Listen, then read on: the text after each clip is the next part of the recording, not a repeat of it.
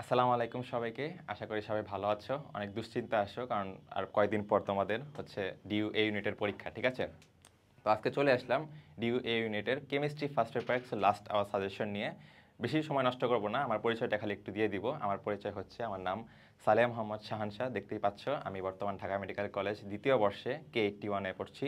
আর আমি এখানে এক্সকেরেট ফোজদার্ড ক্যাডেট কলেজে পড়াশোনা করেছি, ঠিক আছে? তো আজকে বিষয়ে যেসব জিনিস থাকবে সেগুলো হচ্ছে কিছু কোশ্চেন অ্যানালাইসিস থাকবে, দেন চ্যাপ্টার ওয়াইজ হচ্ছে কিছু এমসিকিউ আর সিকিউ সলভ করে দেবো তোমাদের জন্য। তো চলো শুরু করি। শুরুতেই হচ্ছে আমাদের গুণগত রসায়ন। তোমাদের যেহেতু শর্ট সিলেবাস, তো ওইভাবে হচ্ছে পড়াশোনা করাবো। ফার্স্ট চ্যাপ্টার আমরা পড়াচ্ছি না। গুণগত রসায়নে যদি কোশ্চেন অ্যানালাইসিসে যাই, তাহলে এখানে আমরা প্রথমে দেখব পরমাণু, কণিকা, আইসোটোপ, আইসোটন, আইসোবার, আর অরবিট, অরবিটাল, আর হচ্ছে কোয়ান্টাম নাম্বার। এগুলো থেকে প্রত্যেক বছর বলা যায় প্রশ্ন এসেছে, এবং এবার ভবিষ্যতেও এবার তোমাদের পরীক্ষাও আসার চান্স অনেক অনেক বেশি। এরপর আসে ইলেকট্রন বিন্যাস, বর্ণালী, রিডবার্গ সমীকরণগুলা, কেএসপি, কেআইপি, আর আয়ন শনাক্তকরণ। আয়ন শনাক্তকরণ বলতে ক্যাটায়ন এবং অ্যানায়ন দুটাকে কিন্তু বোঝানো হচ্ছে, কারণ তোমরা অনেকেই ক্যাটায়ন পড়ার পর আসলে অ্যানায়নটাকেও পড়ো না, ঠিক আছে? তো এটা হচ্ছে আমরা কিছুক্ষণ পর প্রশ্নগুলো দেখবো, তখন বুঝতে পারবো। তো এই হচ্ছে তোমাদের প্রশ্ন অ্যানালাইসিস। পরীক্ষার হলে যাই করো না কেন এই টপিকগুলো মাস্ট দেখে যাবাই, ঠিক আছে? এরপরে আসি প্রশ্নগুলোতে, ঠিক আছে? শুরু করি তাহলে। কার্বন ডাইঅক্সাইডের সম ইলেকট্রন বিশিষ্ট আয়নটি হলো। সম ইলেকট্রন বলতে আমরা ফার্স্টে কার্বন ডাইঅক্সাইডটা দেখি। কার্বন ডাইঅক্সাইডে কি আছে আমাদের? কার্বন আছে আর অক্সিজেন আছে, ঠিক আছে? তো কার্বনে কয়টা ইলেকট্রন আছে? কার্বনে ইলেকট্রন আছে 6টা, অক্সিজেনে আছে হচ্ছে 8টা। একটা অক্সিজেনে 8টা, তাহলে 2টা অক্সিজেনে আছে O2 দিয়ে, এখানে 2 গুণ করে দিলাম, 16টা। তো আমার 16 আর 6 হচ্ছে 22। তো আমার বের করতে হবে অপশনে কোনটাতে 22টা ইলেকট্রন আছে। তোমরা জাস্ট হচ্ছে পারমাণবিক সংখ্যা দিয়ে হিসাবটা করে ফেলবা। নাইট্রোজেনে হচ্ছে 7টা, অক্সিজেনে হচ্ছে 8টা, 8 7 15। এই যে একটা চিপা দিয়ে একটা মাইনাস আছে, মানে কি একটা ইলেকট্রন বেশি আছে এখানে। সো 8 7 15 আর 1 16, এটা কি 22-এর সমান হচ্ছে? হচ্ছে না, সেটা বাদ। তারপর আসতেছে অক্সিজেন 3টা, ওজন যেটা আমরা বলি। তো ওজন মাইনাস, তো ওজনে হচ্ছে 3 8 24টা, আর একটা মাইনাস 25টা, এটাও হবে না, বাদ। এটা হচ্ছে গিয়ে ClO মাইনাস। ক্লোরিনে আছে হচ্ছে আমার 17টা ইলেকট্রন, অক্সিজেনে আছে 8টা। তো 8 7 আবার হচ্ছে 25, তাহলে হচ্ছে 25 মাইনাস 26, 26 হবে না, এটাও বাদ। এরপর এসেছে N3 মাইনাসে। N3 হচ্ছে, N হচ্ছে 7টা, 3 7 21, আর 1 22 মিলে গেল। তো এটা হচ্ছে N3 মাইনাস হবে, ঠিক আছে? তোমাদের একটু তাড়াতাড়ি বলতেছি আমি জিনিসগুলো, কারণ তোমরা হয়তো বেশিক্ষণ ধরে ভিডিওটা দেখবা না, আমি জানি তোমাদের সময় অনেক কম। তো আমি তোমাদের সময় নষ্টটা করতেছি না। আচ্ছা, তো NH4 মাইনাস, এটা হচ্ছে NH4 মাইনাস না, NH4 প্লাস হবে, এখানে একটু ভুল উঠেছে, NH4 প্লাস। তো NH4 প্লাস বা অ্যামোনিয়াম আয়নের উপস্থিতি নির্ণয়ে ব্যবহৃত বিকারকটি হলো। তোমরা যদি আয়ন শনাক্তকরণ জিনিসগুলো পড়ে থাকো তাহলে দেখে থাকবে যে এই যে অ্যামোনিয়াম আয়ন শনাক্তকরণের জন্য আমরা ইউজ করি হচ্ছে কি, এটা কি আমরা NaOH ইউজ করি? না, করি না। আমরা কি K4 Fe6 বা হচ্ছে পটাশিয়াম ফেরোসায়ানাইড ইউজ করি?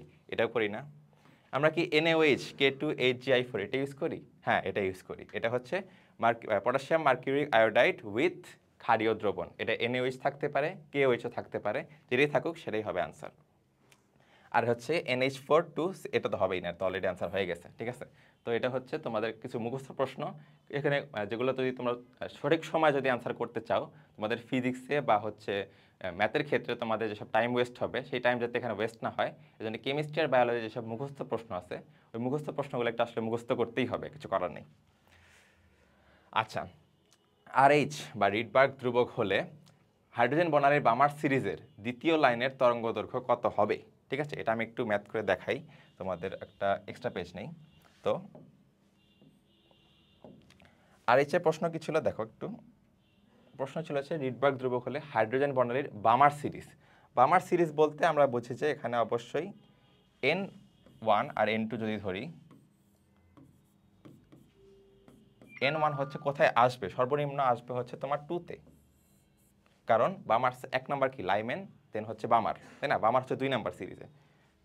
আর প্রশ্নটা ছিল হচ্ছে দ্বিতীয় লাইন, তো যদি হয় N1 যদি 2 হয় তাহলে তার পরের লাইনটা কত হবে? 3-তে হবে। সো N2 হবে 3-তে। তো আমাদের এসে যে ফর্মুলাটা আছে যে 1/λ ইকুয়ালস টু RH,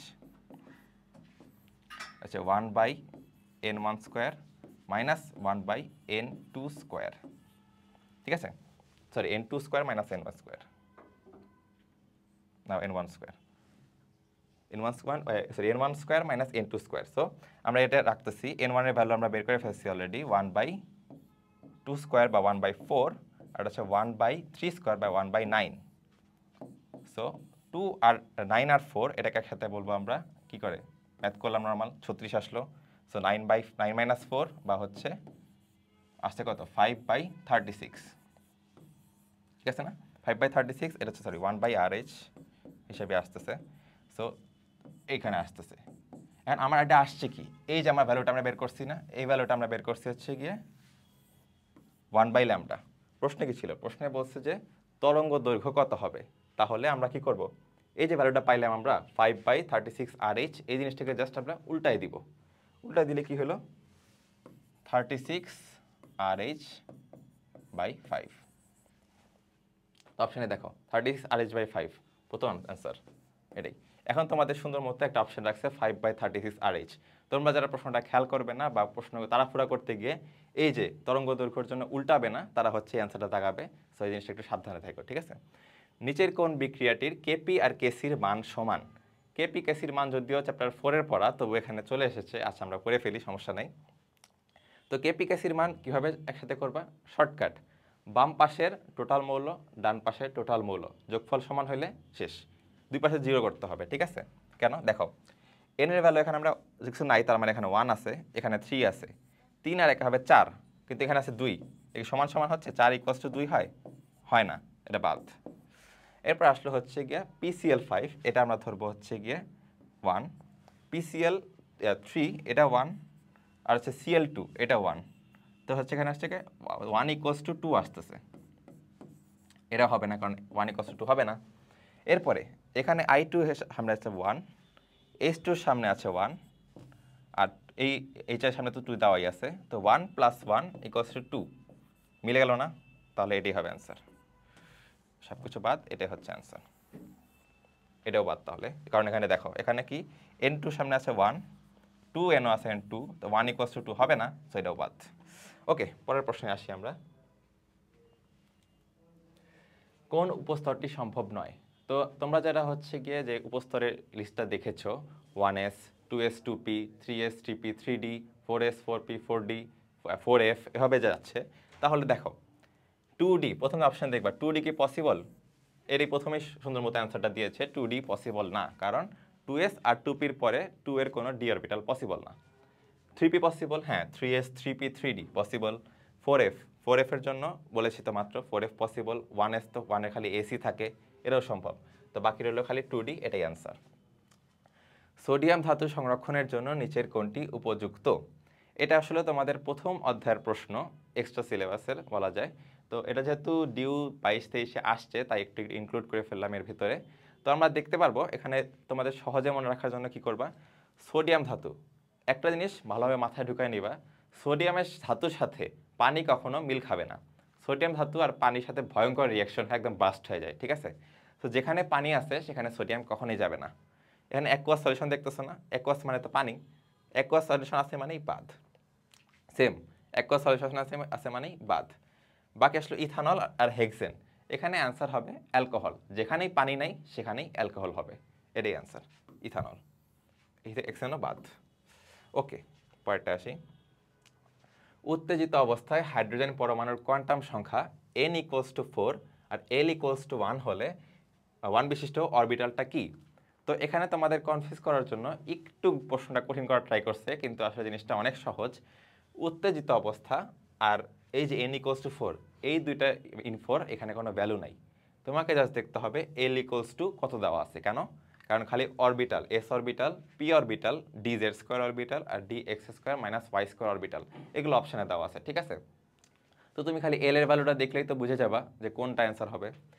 l = 1 কার ক্ষেত্রে হয়? আমরা জানি l = 0 আছে, 1 আছে, 2 আছে, 3 পর্যন্ত আছে। তো কি আমরা জানি s p d f, ঠিক আছে? 0 মানে s, 1 মানে সরি এখানে একটু উপরে উঠে গেছে, আচ্ছা 0 মানে s, 1 মানে p, 2 মানে d, 3 মানে f। সো এখানে যেহেতু l = 1 দেওয়া আছে, একটু মুছে দিতে হলে আমার এল ইকুয়ালস টু 1 দেওয়া আছে, তাহলে এটা কি এস হবে? না, এস এর ভ্যালু তো 0। পি হবে? হ্যাঁ পি হবে, অ্যান্সার হচ্ছে পি।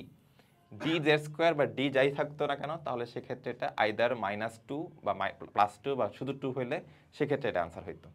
ওকে, সরি মাইনাস আর +2 তো এম এ যাইতো না, কিন্তু এল এর ভ্যালু শুধু 2 হইলে তখন ডিতে যাইতাম আমরা।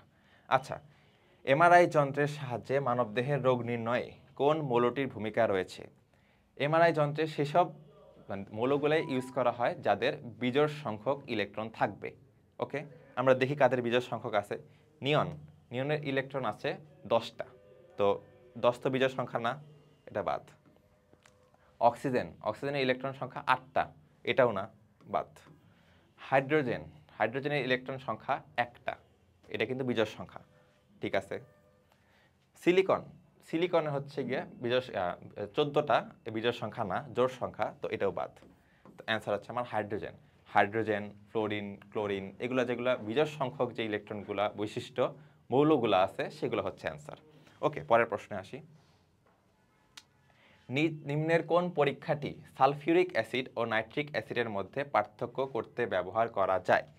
তোমরা যারা ক্যাটায়ন পড়ো কিন্তু অ্যানায়ন পড়ো না, তারা এখানে এসে ধরা খেয়ে যাবে, ঠিক আছে। তো আমরা অ্যানায়নটা একটু দেখি। অ্যানায়ন আমাদের বইয়ে আছে 3টা, ক্লোরিন, সালফেট আর হচ্ছে কার্বনেট। তো এখানে for some reason nitric acid option আসছে, সমস্যা নাই, জিনিসটা এভাবে অ্যান্সার করা যাবে। কি হবে? যদি তোমার বেসিক থাকে যে ক্লোরিন মাইনাস যে অ্যানায়নটা আছে সেটা ডিটেক্ট করা যায় শুধুমাত্র সিলভার নাইট্রেট দিয়ে। সিলভার নাইট্রেট ওয়ার্ডটা উল্লেখ থাকলেই চোখ বন্ধ করে ক্লোরিন দাগায় দিবা। সালফার আর কার্বনেট আর যদি নাইট্রেটও বলি, এই সব কিছু, সরি নাইট্রেট একটা মাইনাস, নাইট্রেট, এই সব কিছু যদি বলি, এই সব কিছুকে ডিটেক্ট করা যায় একটা সিঙ্গেল রিয়াকশন দিয়ে, সেটা হচ্ছে বেরিয়াম নাইট্রেট দ্রবণ যোগে। কি হবে? বেরিয়াম নাইট্রেট দ্রবণ যদি যোগ করো তাহলে সালফার আয়ন যেটা, সেটা কোনো দ্রবণীয় হবেই না, অদ্রবণীয় থেকে যাবে। কিন্তু কার্বনেট আর নাইট্রেটটা কিন্তু দ্রবীভূত হয়ে একটা হচ্ছে প্রিসিপিটেট ফর্ম করবে, ঠিক আছে, নিচে গিয়ে জমা হবে। তাহলে যদি তখন দেখবা যে হচ্ছে এই বেরিয়াম নাইট্রেট যোগ করার পর কোনো রিয়াকশন দিচ্ছে না, তাহলে সেটাই হচ্ছে আমার সালফেট, আর যেটা দিচ্ছে সেটা হচ্ছে আমার যদি লাগে কার্বনেট নয়তো বা নাইট্রেট। সো এখানে আমরা বের করতেছি সালফিউরিক অ্যাসিড আর নাইট্রেট। সো আমরা বেরিয়াম নাইট্রেট দিলাম, রিয়াকশন করলো না, হয়ে গেল সালফিউরিক অ্যাসিড, করলো, হয়ে গেল নাইট্রিক অ্যাসিড, শেষ। আচ্ছা, এবারে পরের প্রশ্ন, নাইট্রেট অ্যানায়নে কয়টি ইলেকট্রন আছে? নাইট্রেট অ্যানায়ন বলতে আমরা বুঝি NO3 2, সরি শুধু আবার 2 বলতেছি, 2 না, একটা মাইনাস, আমার মতো ভুল করে না আবার, ঠিক আছে। সালফেট আর এই যে সালফেট, কার্বনেট, এগুলোতে 2 মাইনাস, শুধু নাইট্রেট 1 মাইনাস, নাইট্রাইট NO2 শুধু একটাই মাইনাস কিন্তু, ঠিক আছে। তো আমরা এখানে ইলেকট্রনটা দেখি। এন এর জন্য আমার ইলেকট্রন আছে হচ্ছে 7টা, অক্সিজেনের জন্য আছে 8টা, কিন্তু অক্সিজেন কি একটা আছে? না, অক্সিজেন আছে 3টা। 8কে 3 দিয়ে গুণ দিলাম, 3 8 24, 24 আর 7 যোগ করলে হয় কত? 31, ঠিক আছে। কিন্তু অ্যান্সার এখানে 31 একটা আছে কিন্তু না। NO3 একটা মাইনাস ছিল না, এই মাইনাসটা আমাদের হিসাব করতে হবে কিন্তু, ঠিক আছে। এই জন্যই যারা এই মাইনাস হিসাব করবে না তারা কিন্তু 31 দাগায় দিবে, আর যারা মাইনাস হিসাব করবে তারা সুন্দর মতো আসল অ্যান্সার 32টাই দাগাবে। ওকে, ঠিক আছে। পরের প্রশ্ন, স্ক্যান্ডিনিয়াম মৌলের 3d1 ইলেকট্রনটির কোয়ান্টাম সংখ্যার সম্ভাব্য সেট কোনটি? এখান থেকে কোয়ান্টাম নাম্বার থেকে প্রশ্ন চলে আসছে। তো আমরা দেখতেছি 3 দেওয়া আছে এন এর ভ্যালু, তো অবশ্যই 3 হবে। এখন দেখি 3 কোথায় কোথায় আছে। এখানে 3 আছে, এখানে 3 আছে, এখানে 3 আছে, এখানেও 3 আছে, তো 4টা অপশনই অ্যান্সার হইতে পারে।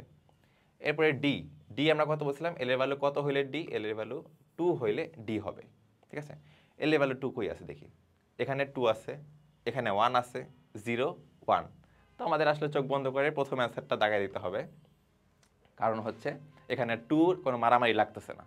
কিন্তু যদি প্রশ্ন অন্যরকম হইতো যে এখানে এটাকে মনে করে 2 আছে, ধরো 2 দিয়ে দিছে, ধরো হচ্ছে 3 2 0 -1, আর এটা হচ্ছে 3 2 0 +1, তখন কি দিব ভাইয়া? তখন দিবা এই দেখে তো এর 1, বিজোড় সংখ্যক যদি পড়ে থাকে পাওয়ার ইয়াতে, ইলেকট্রন নাম্বার যদি বিজোড় সংখ্যায় থাকে তাহলে অবশ্যই সেটা পজিটিভ দিবা, কারণ প্রথম যেটা আসবে সেটা একা একা আসবে, পজিটিভলি থাকবে। এরপর যেটা জোড়া ফর্ম করতে আসবে সেটা নেগেটিভলি চলে আসবে, তাই না? তো বিজোড় দেখলে দেখবা প্লাস, আর যদি এটা 3D2 থাকতো তাহলে হচ্ছে অবশ্য না, তখনও হচ্ছে প্লাস দিতা। কারণ কি? কারণ হচ্ছে যে আমরা হুন্স নিয়ম জানি কিভাবে হয়। পাঁচটা যদি ধরি, তো ফার্স্টে পাঁচটা একটা একটা করে পজিটিভ স্পিনে আসে, তাই না? তারপরে 6 থেকে যে 10 সেটা হচ্ছে উল্টা স্পিনে চলে যায়। তো এভাবে হচ্ছে দেখবা যে প্রথম 1 থেকে 5 যারা, তারা হবে হচ্ছে পজিটিভ স্পিনে প্লাস হাফ, আর যারা হচ্ছে গিয়ে পরের 6 থেকে 10 তারা হচ্ছে নেগেটিভ স্পিনে বা মাইনাস হাফ। ওকে, পরের প্রশ্ন, নিচের কোন জোড়া সম আয়ন প্রভাব বিদ্যমান? সম আয়ন প্রভাব বিদ্যমান হওয়ার জন্য যেই ক্রাইটেরিয়াটা মাস্ট, সেটা হচ্ছে দুইটাকেই পানিতে বা যেই দ্রবণে দ্রবীভূত করতেছে সেখানে দ্রবীভূত হইতে হবে না। অদ্রবণীয় হলে কিন্তু ইরেকশন হবে না, সম আয়ন প্রভাব দেখাবে না। তো আমরা দেখতেছি ফার্স্টে মিথেন আর HCl আছে, দুইটাতে কমন আছে H, কিন্তু হবে না কেন? কারণ মিথেন কিন্তু পানিতে দ্রবীভূত না, হয় না, বাদ। NaCl CH3Cl সেম, CH3Clও পানিতে দ্রবীভূত হয় না, এটাও বাদ। এরপরে H2S আর HCl, এখানে H2S স্বল্প দ্রবণীয় হয় আর HCl তীব্রভাবে দ্রবীভূত করে। যেহেতু একটা স্বল্প দ্রবণীয় আর একটা তীব্র দ্রবণীয় করে, সো এটা হচ্ছে আসলে অ্যান্সার, কারণ দুটো দ্রবীভূত হয় আর একটা স্বল্প একটা পাওয়ারফুল। আর CaCl2, এটা বেনজাইল ক্লোরাইড যেটা আছে সেটাও বাদ, কারণ হচ্ছে এখানে হচ্ছে কি C6H5Cl, এটাও হচ্ছে দ্রবীভূত করে না। এখন এটা হচ্ছে আসলে একটু মুখস্থ প্রশ্ন, কেন? কারণ এটা তোমাদের অনুশীলনী থেকে ডিরেক্ট তুলে দেয় একটা প্রশ্ন, ঠিক আছে? অনুশীলনীর প্রশ্ন কিন্তু ভুল করা যাবে না। ওকে, পরের প্রশ্ন, AlOH3 এর দ্রাব্যতা যদি S হয় তবে এর দ্রাব্যতা গুণাঙ্কের মান কত? KSP বের করতে হবে। ওকে, সো AlOH3 দেওয়া আছে, তো এখন আমরা কত করব? Al আছে একটা, OH আছে 3টা, সো আমরা করব কি, এই কিউব দিয়ে দিলাম, 3এর পাওয়ারটা নিচের থেকে উপরে উঠে গেল, তাই না?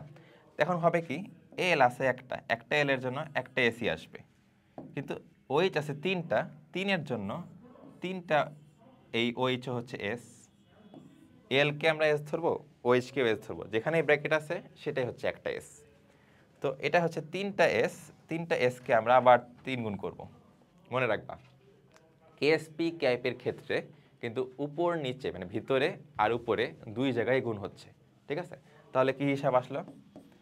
S এর সাথে আসলো আমার 3কে যদি তুমি কিউব করো তাহলে আসে 27, আর S কে কিউব করলে S কিউব। তো এখানে যদি S কে আমরা এর সাথে গুণ দিয়ে দেই, লাস্টে থাকবে 27S⁴। সো অপশন কি আছে? S² S4 3S4 27S⁴, এটাই হচ্ছে অ্যান্সার। ঝামেলা শেষ। তো এই নিয়ে হচ্ছে তোমাদের MCQর পার্ট শেষ গুণগত রসায়ন থেকে। গুণগত রসায়ন আসলে অনেক ইজি একটা চ্যাপ্টার, যদি তুমি জাস্ট অনুশীলনী সলভ করো আর একটু জাস্ট বেসিকভাবে পড়ে যাও, আর প্রথমে যেসব কোশ্চেন অ্যানালাইসিস করলাম সেগুলো দেখো। তো রিটেন আমি খুব বেশি মানে খালি একটু মুখেই বেশি বলবো, খুব বেশি দেখাবো না, তোমাদের অত লেখার টাইম কম। তো ফার্স্টে আমরা বলতেছি কি, অরবিটাল কি? অরবিটাল হচ্ছে সেই সব জায়গা, একটা পরমাণুর ভিতরে যে সেই সব জায়গা যেখানে 90 থেকে 95% চান্স ইলেকট্রন পাওয়ার। এটা তোমরা সুন্দর মতো ডেফিনেশনটা লিখবা, বইয়ে দেওয়া আছে। 5টা ডি অরবিটালের নাম লেখো এবং এদের দ্বিমাত্রিক চিত্র অঙ্কন করো। ওকে, 5টা ডি অরবিটাল আমরা জানি কি কি আছে। ডি লিখলাম, ডি আছে 5টা, D D D D D, 5টা ডি আছে। একটা ডি হচ্ছে গিয়ে XY হইলে, আরেকটা ডি হবে YZ, আরেকটা ডি হবে ZX, আরেকটা আছে X² -Y², আর লাস্টে Z², ঠিক আছে? DXY DYZ DZX DX² -Y² আর DZ², 5টা আছে অরবিটাল। কি কি অরবিটালগুলো এখন ফিগারগুলো যদি দেখি, দ্বিমাত্রিক বলছে, সো আমরা সুন্দর মতো একটা দুইটা অ্যাক্সিস আঁকাই নিব, দুটো করে অ্যাক্সিস আঁকাই নিলাম। ওকে, সো খেয়াল রাখবা যে হচ্ছে কি, যেখানে শুধু কোনো স্কোয়ার নাই, জাস্ট এক পাওয়ারে XY YZ ZX আছে, সেগুলা জীবনেও লাইনের ভিতরে থাকবে না, সেগুলো লাইনের মাঝখানে থাকবে। কিসের মাঝখানে? এক্স আর ওয়াই অক্ষ, যেহেতু এটা ধরি এক্স অক্ষ, এটা ধরি ওয়াই অক্ষ, তাহলে এই যে এক্স আর ওয়াই এর অক্ষ যায়, এই একটা অরবিটাল, এই একটা। ঠিক আছে? কেন এরকম? কারণ হচ্ছে আমাদের ডি অরবিটাল জানি আমরা ডাবল ডাম্বেল শেপড। সো এখানে একটা ডাম্বল থাকবে, এখানে একটা ডাম্বল থাকবে। ওকে, এক্স ওয়াই জেড একদম same to same, just x y অক্ষের বদলে আমরা ওয়াই জেড অক্ষ ধরলাম। আমরা জানি এক্স ওয়াই জেড একটা অক্ষ এক একটা অক্ষের সাথে 90 ডিগ্রি কোণে থাকে, তাই না? তো আমরা যেভাবে আঁকি না কেন এটা কিন্তু 90 ডিগ্রি কোণেই থাকতেছে। তো এখানে একটা আঁকলাম, এই একটা ডাম্বেল, এই একটা ডাম্বেল, শেষ। এরপরে আমরা জেড এক্স আঁকলাম, এখানে একটা জেড অ্যাক্সিস দিলাম, এক্স অ্যাক্সিস দিলাম, এই একটা ডাম্বেল, এই একটা ডাম্বেল, শেষ। এরপরে d x square minus Y square, এখানে যেখানে আসবো যখন স্কোয়ার থাকবে তখন সেগুলো লাইনের ভিতরে দিয়ে যাবে। ঠিক আছে? তো যদি এটা হয় এক্স ওয়াই, আগের বার গেছিল কি দুই লাইনের মাঝখানে, কিন্তু এবার যাবে এই যে ওয়াই অক্ষ বরাবর একটা, এক্স অক্ষ বরাবর একটা। ওকে, এটা হচ্ছে D x square minus Y square. আর জেড স্কোয়ার, জেড তো আছেই ভাই একটা, তাই একটা জেড দিবা, একটা অক্ষ বরাবর দিবা যেহেতু স্কোয়ার আছে, আর মাঝখানে এখানে একটা এই যে পাশে যে এটা আছে এক্স ওয়াই অক্ষটা আছে সেটা চুপসে একটা রিংয়ের মতো তৈরি করে। ঠিক আছে? রিংটা একদম সেন্টারে থাকবে। তো এইভাবে জেড স্কোয়ারটা হবে। তো আবার একটু দেখি, ডি এক্স ওয়াই কী ছিল? দুইটা এক্স আর ওয়াই এর মাঝখান বরাবর অক্ষ বরাবর যাবে, সেম এই এক্স ওয়াইয়ের মতোই, খালি ওয়াই জেড জেড এক্স পুরাই একই রকম। যখন স্কোয়ার আসবে তখন সেগুলো অক্ষের ভিতর দিয়ে পাস করা শুরু করলো। ঠিক আছে? ওকে, পরের প্রশ্ন দেখি, ইলেকট্রনের দ্বৈত প্রকৃতি কি আর ডি ব্রগলির সমীকরণটি লেখো। ইলেকট্রনের দ্বৈত প্রকৃতি আমরা জানি, এই মহান বিজ্ঞানী ডি ব্রগলি বলেছেন, প্রমাণ করেছেন যে ইলেকট্রনের দুই ধরনভাবে থাকতে পারে, আর দুইটা প্রকৃতিতে সে থাকতে পারে। একটা হচ্ছে তার কণিকা বা কণা প্রকৃতি, কণিকা ধর্ম, আর সেটা তরঙ্গ ধর্ম। সো এই যে ইলেকট্রন একটা কণিকা আর তরঙ্গ দুইভাবেই থাকতে পারে, দুইটা ধর্ম প্রদর্শন করে, এটাই হচ্ছে ইলেকট্রনের দ্বৈত প্রকৃতি।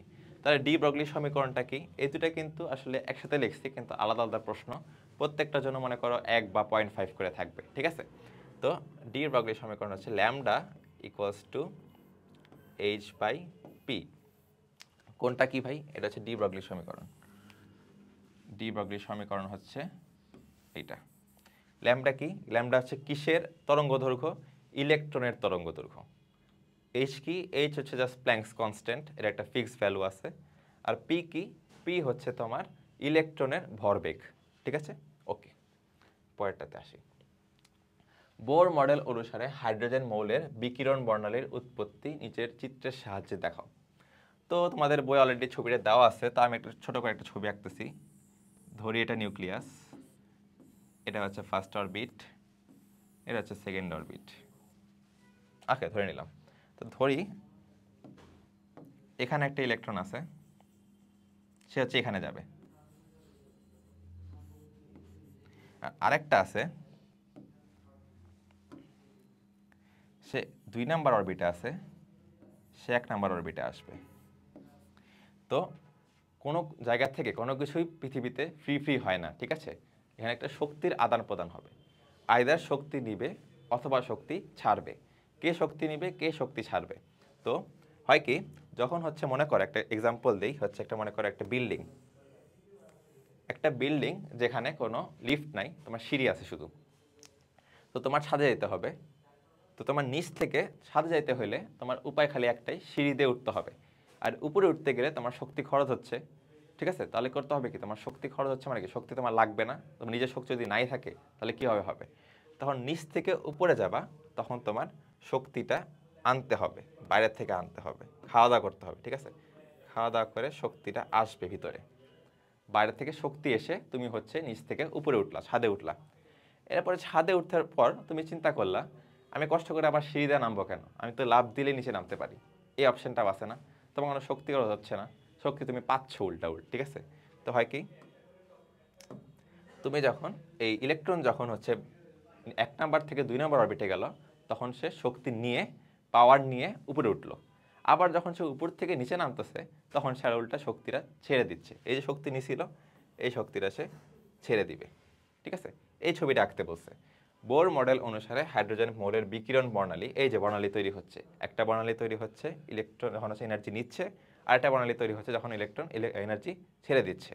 ঠিক আছে, তো এটা যদি কখনো উল্টাপাল্টা হয় তো আশা করি এই বিল্ডিংয়ের এক্সাম্পল দিয়ে মনে রাখতে পারবা। ওকে, পরে এটা হচ্ছে আমাদের শেষ রিটেন। তো আমরা চ্যাপ্টার 3-তে আসি, মৌলের পর্যায়ভিত্তিক ধর্ম ও রাসায়নিক বন্ধন। আচ্ছা, তো কী কী পড়তে হবে এখানে? তোমাদের পর্যায় সারণী চ্যাপ্টারটা আসলে পুরোটাই পর্যায় সারণী নিয়ে, তো এর কোনো মিস দেওয়ার অপশন নাই। পর্যায় সারণী সম্পর্কে যার জ্ঞান যত ভালো সে কেমিস্ট্রিতে সবচেয়ে ভালো তারা পারে। ঠিক আছে, অবস্থান কে কোথায় আছে এটা জানতে হবে। ব্লক মৌলগুলা কী কী ব্লক আছে, SPDF এগুলো তো আছেই, 1A 2A 3A এসব ব্লক সম্পর্কেও একটু আইডিয়া নিয়ে যেতে হবে। স্পেশালি ডি ব্লক লেখা রাখছি কেন, কারণ ডি ব্লক থেকেই তোমার MCQর যে রিটেন সবচেয়ে বেশি আসে ডি ব্লক থেকে। ডি ব্লকের বৈশিষ্ট্যগুলা, কেন রঙিন হয়, কেন এই যে ট্রানজিশন হয়, ট্রানজিশন কেন বলে, তারপর কী কী ফিচার্স আছে এগুলোর জন্য, যে যার জন্য হচ্ছে ওকে ট্রানজিশন এলিমেন্ট বলা হচ্ছে। এরপরে হচ্ছে জটিল যৌগ কেন গঠন করে, জটিল যৌগ কী কী আছে, এইসব কিছুর জন্য ডি ব্লকটা ভেরি ভেরি ইম্পর্টেন্ট। তোমরা এইচএসসি তো দিয়ে আসছো, এইচএসসি যখন তোমরা নিজেরা টেস্ট পেপার ঘাটাঘাটি করছো তো দেখবা যে এই ডি ব্লকের এইসব সিমটম নিয়ে কিন্তু সৃজনশীলের সি আর ডিগুলো আসতো, তাই না? এটাই পর্যায়ভিত্তিক ধর্ম, ধর্মগুলো জানতে হবে, অনেকগুলো ধর্ম আছে, এসব বৈশিষ্ট্যগুলো একটু দেখবা, এক্সেপশনগুলো ভালো মতো দেখবা, প্রশ্ন আসলে এক্সেপশন থেকেই বেশি আসে, কারণ chemistry is all about exception. বন্ধন, বন্ধন কি কি আছে, আয়নিক বন্ধন আছে, সমযোজী বন্ধন আছে, সন্নিবেশ বন্ধন আছে, সেগুলো একটু দেখবা। হাইব্রিডাইজেশন আছে, হাইব্রিডাইজেশন তো ভেরি ভেরি ইম্পর্টেন্ট, সংকরায়নগুলো। আর লাস্টে আছে আমাদের ফাজান্স নীতি বা ফাজানের যে লগুলো, 3টা ল আছে, এই লগুলো একটু পড়তে হবে। ওকে, তারপর আসি, শুরু করি তাহলে MCQগুলা। নিচের কোন যৌগে সর্বাপেক্ষা শক্তিশালী হাইড্রোজেন বন্ধন রয়েছে? হাইড্রোজেন বন্ধন করে হচ্ছে খালি 3টা যৌগ, ফোন, ঠিক আছে, আগে এফটা হয়ে গেছে, ফোন। ওকে, তো ফ্লোরিন, অক্সিজেন আর নাইট্রোজেন এই 3টাই শুধু হাইড্রোজেন বন্ধন গঠন করতে পারে। কেন পারে? কারণ ওদের ইলেকট্রোনেগেটিভ যে ডিফারেন্সটা হাইড্রোজেনের সাথে, ওদের ইলেকট্রোনেগেটিভিটি ডিফারেন্সটা এমন একটা ডিফারেন্স থাকে, একটা পাওয়ারফুল ডিফারেন্স থাকে, যার জন্য ওরা বন্ডটা ফর্মেশন করতে পারে, অনেক দূর থেকে ওরা হাইড্রোজেনকে অ্যাট্রাক্ট করতে পারে। ঠিক আছে, তো আমরা দেখি এর ভিতরে আমরা জানি কোষবিনকালের পিরিয়ডিক টেবিলে সবচেয়ে পাওয়ারফুল ইলেকট্রোনেগেটিভ যে মৌলটা সেটা হচ্ছে আমার fluorine with electronegative power of 4.0। তো যেহেতু 4, তো ওর উপরে তো কোনো কথা নেই, যদি ফ্লোরিন থাকে অপশনে তাহলে চোখ বন্ধ করে ফ্লোরিন দাগাইতে হবে। যদি ফ্লোরিন না থাকে তখন কি দাগাবো? তখন দাগাবো অক্সিজেন, কারণ অক্সিজেনের পাওয়ার 3.5। এরপর আসতেছে নাইট্রোজেন, বাকি রইল, ওর পাওয়ার আছে 3। তো এখানে দেখি H2O আছে, অক্সিজেন আছে, H2S আছে, এটা তো ভুলেও হবে না, HF আর NH2। মাত্র কি বললাম, F থাকলে অবশ্যই আনসার হবে F, কোনো কথাই নেই। তো এখানে H2O বাদ, NH2O বাদ, শেষ। নিচের কোন যৌগটি সরল রৈখিক নয়? সরল রৈখিক কারা হয়? যাদের হাইব্রিডাইজেশন হয় SP। কারণ কি? কারণ ওদের বন্ধন কোণ হচ্ছে 180 ডিগ্রি, যেটা দেখতে হচ্ছে শেপটা হয় সরল রৈখিক। তো আমরা দেখি কার্বন ডাইঅক্সাইড, এটা কি কার্বন ডাইঅক্সাইড এভাবে থাকে না? সরল রৈখিক, হ্যাঁ ঠিক আছে, তার মানে এটা বাদ। সরল রৈখিক নয় বলছে কিন্তু এটা কিন্তু সরল রৈখিক, সেটা বাদ। H2S, S থাকে, H থাকে হবে। সো এটাই অ্যান্সার আসলে আমরা পেয়ে গেছি। তারপরে আমরা বাকিগুলো একটু দেখি। C2H2 কীভাবে থাকে? সি যদি দুটা থাকে তো আসলে এভাবে হয়, ডাবল বন্ডে হয়, ঠিক আছে। আর O2 তো এভাবে থাকে সরলরেখা। C2H2 এটা আসলে একটা বন্ড ফর্ম করে, তো কি বলে Y আর X Z এর সাথে একটা প্যারাল বন্ড ফর্ম করে, ওটা একটু জটিল হিসাবে যায়, তো আমরা এই জটিল হিসাবটা না বাদ দেই, আমরা ইঞ্জিনিয়ার জেনে রাখি C2H2 হচ্ছে, মনে রাখবা জাস্ট যে এটা হচ্ছে একটা কি, এটা C2H2 হচ্ছে আমার অ্যালকেন, অ্যালকিন, অ্যালকাইন যেটা আছে, অ্যালকেন হইলে হবে sp3, অ্যালকিন হইলে হয় sp2, আর অ্যালকাইন হইলে হয় sp। যেহেতু C2H2 সংকেত অনুযায়ী এটা হচ্ছে অ্যালকাইন, সো এটা sp হবে, আর sp হইলে সেটা হবে হচ্ছে সরলরৈখিক, সো এটাও বাদ, এটাও বাদ। অ্যান্সার হচ্ছে H2S। ওকে, পরেরটাতে আসি। কার্বন, অক্সিজেন, নাইট্রোজেন এবং ফ্লোরিন এর তড়িৎ ঋণাত্মকতার মান সঠিক ক্রম কোনটি? অলরেডি বললাম সবচেয়ে উপরে থাকবে ফ্লোরিন, ঠিক আছে। তড়িৎ ঋণাত্মকতা বললেই ফ্লোরিন হচ্ছে বাপ, দাদা, হোয়াট এভার যাই বলো না কেন। প্রথমে দেখতেছো ফ্লোরিন ফার্স্টে কই আছে, এখানে একটা ফ্লোরিন দেখতেছি আমি, এর নাই, বাদ। অবশ্যই এন এর পাওয়ার বেশি না, অক্সিজেনও বেশি হবে না, বাদ। আবার ফ্লোরিন আছে, ওকে, ফ্লোরিন আছে। এরপরে হচ্ছে অক্সিজেন নাকি নাইট্রোজেন? এরপরে অ্যান্সার হবে অক্সিজেন। কেন? কারণ অক্সিজেনের পাওয়ার হচ্ছে 3.5, নাইট্রোজেন 3। ওকে, অক্সিজেন হচ্ছে 3.5, নাইট্রোজেন হচ্ছে 3। সো এখানে আমরা দেখি ফ্লোরিনের পর অক্সিজেন, দেন নাইট্রোজেন, দেন কার্বন। ফ্লোরিনের পর নাইট্রোজেন, অক্সিজেন, কার্বন, এটা বাদ, কারণ নাইট্রোজেনের চেয়ে অক্সিজেনের পাওয়ার বেশি। সো অ্যান্সার হবে এটা।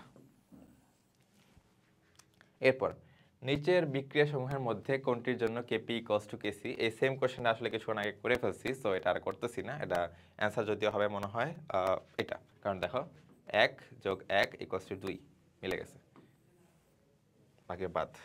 ওকে, পরের প্রশ্ন, গ্রাফাইটে কোন ধরনের সংকরণ বিদ্যমান? এটা একটু কষ্ট করে মুখস্থ করতে হবে, এটা আসলে কোনো সূত্র দিয়ে মনে রাখার কিছু নাই। গ্রাফাইট হচ্ছে sp2, আর হীরা হচ্ছে sp3। তো অপশনে কি আছে? sp2 আছে, সো এটা হবে অ্যান্সার। ওকে, এটা একটু কষ্ট করে মুখস্থ করতে হবে। নিচের কোনটি অসামঞ্জস্যকরণ বিক্রিয়া? এখন ভাই তুমি এতগুলো বিক্রিয়া যারা পড়ো নাই জীবনে, তারা হচ্ছে বিক্রিয়া এখন আলাদা করে নতুন করে পড়ার কোনো দরকারও নাই। আসলে অসামঞ্জস্যকরণ বিক্রিয়া বা সামঞ্জস্যকরণ বিক্রিয়া এই দুটোর একটাই আসে। মূলত অসামঞ্জস্যকরণ বিক্রিয়াটাই এইচএসসিতেও আসে, এখানেও আসবে। তো কিভাবে মনে রাখবা? জাস্ট মনে রাখবা যে যেখানে ক্লোরিন থাকে নর্মালি, আর একটা নর্মাল ওই যে ক্লোরিনের ক্লোরাইড আর একটা হাইপ্রোক্লোরিস ক্লোরাস থাকবে, ঠিক আছে। HCl আর HCl দুইটাই থাকতেছে। যদি এটা সোডিয়াম থাকতো তো হয়তো কি NaCl আর NaOCl। ছোটবেলায় 9, 10-এ তোমরা ডিটারজেন্ট পড়ছো, ডিটারজেন্টে কি ছিল? শিয়াল ও শিয়াল শিয়াল, এটা পড়ে আসছো না? সেম ভাবে এখানে দেখবা যে এখানে আছে কি NaCl আর NaOCl, বা সোডিয়াম ক্লোরাইড আর সোডিয়াম হাইপোক্লোরাইড, অথবা হাইড্রোজেন ক্লোরাইড অথবা হাইড্রোজেন হাইপোক্লোরাইড, যেটা থাকবে না কেন এটাই হবে। ওকে, এর পরেরটা আসি, দাগ দিয়ে দিই, এটা হচ্ছে অ্যান্সার। ওকে, পরেরটা আসি। অষ্টক সম্প্রসারণ এর উদাহরণ কোনটি? অষ্টক সম্প্রসারণ কাদের হবে ভাইয়া? অষ্টক সম্প্রসারণ তাদেরই হবে যাদের ডি অরবিটালটা আছে। ফার্স্ট রুল, ডি অরবিটাল থাকতে হবে। সেকেন্ড রুল হচ্ছে তাদের বাইরের সবচেয়ে বাইরের আউটার যে শেলটা আছে সেখানে যতগুলো ইলেকট্রন থাকবে ওইখানে মানে ততখানি থাকার কথা, তার চেয়ে যদি বেশি ইলেকট্রন ইউজ হয় কোনো কারণে, তাদের হচ্ছে একটু সম্প্রসারিত করতে হবে না, কারণ তাদের জায়গা শেষ হয়ে গেছে, জায়গা বাড়াইতে হচ্ছে, তখন তাদের অষ্টক সম্প্রসারণ হবে। দেখি তো এখানে BCl2, বি বাইরে থাকে হচ্ছে 2টা ইলেকট্রন, Cl নিচে 2টা ইলেকট্রন, কোনো বাড়াবাড়ি হয় না কিছু, সেটা বাদ। PCl5, ফসফরাসের বাইরে থাকে 3টা ইলেকট্রন, ক্লোরিন নিচে কিন্তু 5টা ইলেকট্রন, বেশি হয়ে গেল না? এই যে বেশি করার জন্য জায়গা বাড়াই দিতে হয়েছে, ডি অরবিটালে ইলেকট্রন চলে যাচ্ছে, এটাই হচ্ছে অষ্টক সম্প্রসারণ হয়েছে PCl5-এ। BCl3, এখানে বির বাইরে আছে 3টা ইলেকট্রন, ক্লোরিন নিচে 3টা ইলেকট্রন, সো এটা ঠিক আছে, ক্রস। ক্লোরিন একটা ক্লোরিন দিচ্ছে একটা ইলেকট্রন, আরেকটা ক্লোরিন দিচ্ছে একটা ইলেকট্রন, কাটাকাটি, বাদ, আছে খালি PCl5 আনসার। হাইড্রোনিয়াম আয়নে কোন কোন বন্ধন বিদ্যমান? এখন ভাই হাইড্রোনিয়াম আয়ন কি? হাইড্রোনিয়াম আয়ন হচ্ছে H3O+। H3O+টা কিভাবে থাকে ভাইয়া? দেখি। আমরা জানি ইন জেনারেল যে অক্সিজেন সাথে এমনে থাকে 2টা হাইড্রোজেন, তাই না? তার সাথে যখন একটা এই যেখানে যে 2টা লোন পেয়ার ইলেকট্রন থাকে, একটা লোন পেয়ার ইলেকট্রন যখন একটা H কে দেয়, একটু সুন্দর করে ছবিটা আঁকি দাঁড়াও পরের পেজে। ওকে, এই যে একটা H, এই একটা H, আর ওর যে লোন পেয়ারটা আছে, লোন পেয়ারটা আর একটা H কে দিয়ে দেয়, কারণ এই যে H যখন H+ হিসেবে ঘোরাফেরা করে, ওর তখন ইলেকট্রন লাগবে, ওর একটা স্পেয়ার ইলেকট্রন আছে, বসে আছে, ওটা ওকে দিয়ে দিচ্ছে। সেম, তাহলে হয়ে গেল কি H3O, আর এই যেহেতু একটা ইলেকট্রন দিয়ে দিছে, তো অক্সিজেনটা পার্শিয়ালি পজিটিভ হয়ে যাচ্ছে, সো এটা H3O+ গ্রহণ করতেছে। তো কোশ্চেনটা কি ছিল? কোশ্চেন ছিল যে কোন কোন বন্ধন বিদ্যমান। এখানে আমরা দেখতেছি অক্সিজেন একটা অধাতু, হাইড্রোজেন অধাতু, হাইড্রোজেন অধাতু, অধাতুর ভিতরে যে বন্ধন সেটা হচ্ছে সমযোজী বন্ধন। যেহেতু এখানে কোনো ধাতু নাই, সো এখানে আয়নিক বন্ধন বা ধাতব বন্ধন আসার কোনো অপশন নেই। আসছে কি আরেকটা কি, এই যে নর্মাল যখন বন্ধন ফর্ম করতেছে, আমিও ইলেকট্রন দিচ্ছি, ও ইলেকট্রন দিচ্ছে, দুজন মিলে একটা অধাতু ইলেকট্রন শেয়ারিং বন্ড তৈরি করতেছে, সেটা হচ্ছে সমযোজী বন্ধন। কিন্তু সে যখন একটা ইলেকট্রন পুরা জোড়া ধরে ধার করে দিয়ে দিচ্ছে, ঠিক আছে, কারণ এই হাইড্রোজেনের কিন্তু কোনো ইলেকট্রনই নাই, ওকে, কোনো ইলেকট্রন নাই, সে যখন পুরাই ধার করে দিয়ে দিচ্ছে তাকে, তখন সেটা হচ্ছে সন্নিবেশ সমযোজী বন্ধন। ওকে, তো আয়নিক তো বাদ, আয়নিক আগে হবে না, আয়নিক আছে বাদ, আসলে একটা অপশনই ছিল সমযোজী আর সন্নিবেশ, এটাই হবে অ্যান্সার। ওকে, পরের প্রশ্নে যাই।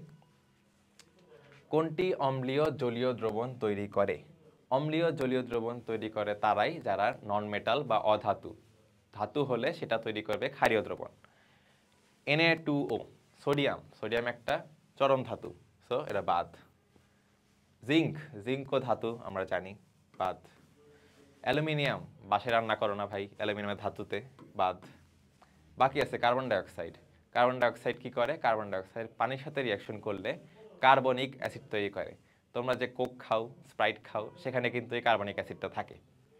কার্বন ডাইঅক্সাইড এটা হচ্ছে জলীয় দ্রবণ তৈরি করতেছে, কি করতেছে?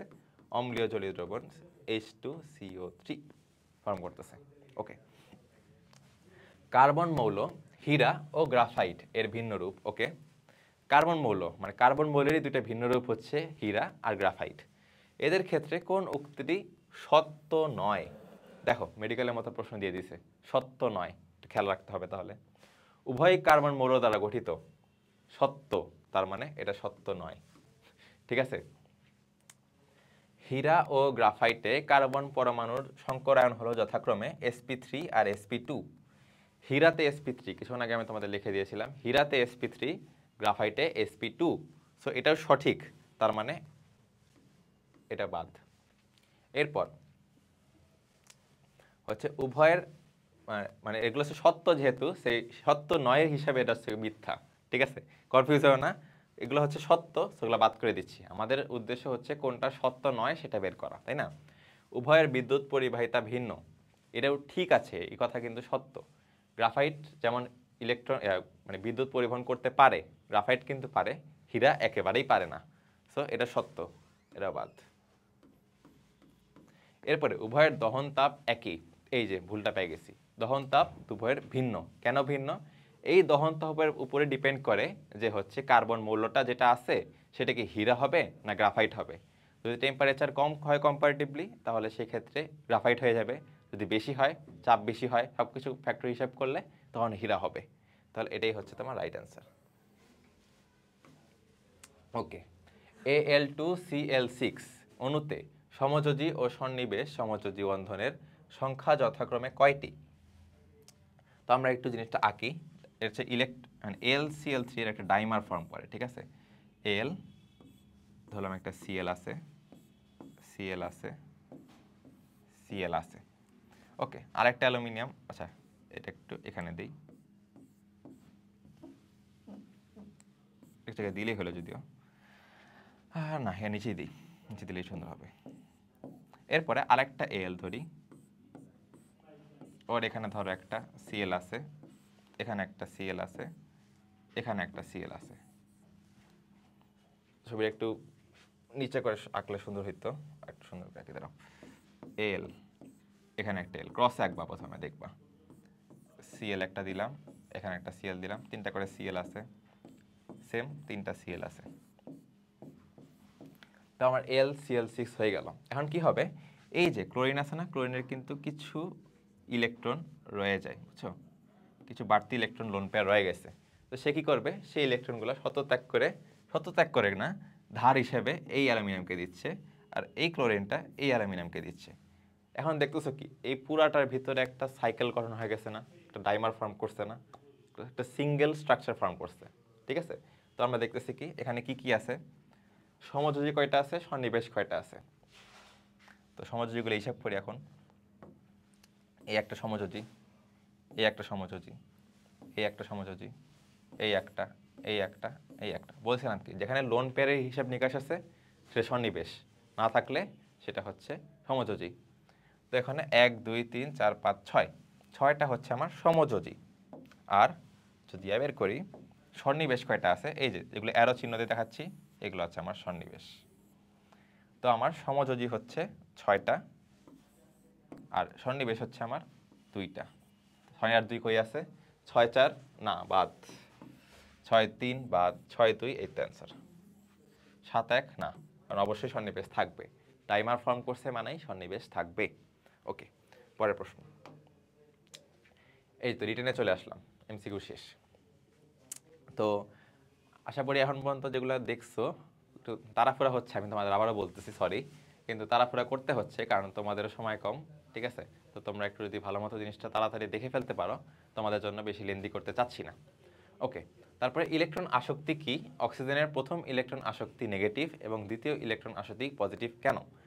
আমি এটা আসলে একটু খুব বেশি লেখা পড়াবো না, এটা একটু মুখেই বলতেছি। ইলেকট্রন আসক্তি কি সেটা তোমরা জানো, যে হচ্ছে যে এনার্জিটা লাগে একটা 1 মোল ইলেকট্রন, একটা মোলে 1 মোল মানে কম্পাউন্ডের ভিতরে 1 মোল ইলেকট্রন প্রবেশ করানোর জন্য যে পরিমাণ হচ্ছে এনার্জিটা হয় তৈরি হয়, এই নেগেটিভ এনার্জিটা, সেটাই হচ্ছে ইলেকট্রন আসক্তি। আমি একটু ইংলিশেই বলতেছি, তোমরা একটু বাংলায় যে বইয়ে যেটা আছে সেটা লিখে দিও। অক্সিজেনের প্রথম ইলেকট্রন আসক্তি নেগেটিভ হয় কেন, আর অক্সিজেনের দ্বিতীয় ইলেকট্রন আসক্তি পজিটিভ কেন? কারণ অক্সিজেন অক্সিজেন যখন নর্মাল থাকে, নিউট্রালি থাকে, তখন প্রথম যখন ইলেকট্রনটা আসে ওকে নেগেটিভ করার জন্য, তখন সেই ক্ষেত্রে ও যেহেতু ইন জেনারেল ইলেকট্রনটা নিতে চাচ্ছে, তো তখন সেই ক্ষেত্রে একটা পজিটিভ আকর্ষণ কাজ করতেছে।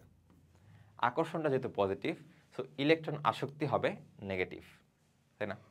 ইলেকট্রনের জন্য যে আসক্তি সেটা হচ্ছে নেগেটিভ, কারণ ওর যে অ্যাট্রাকশনটা হচ্ছে পজিটিভ প্রথম ইলেকট্রনের জন্য।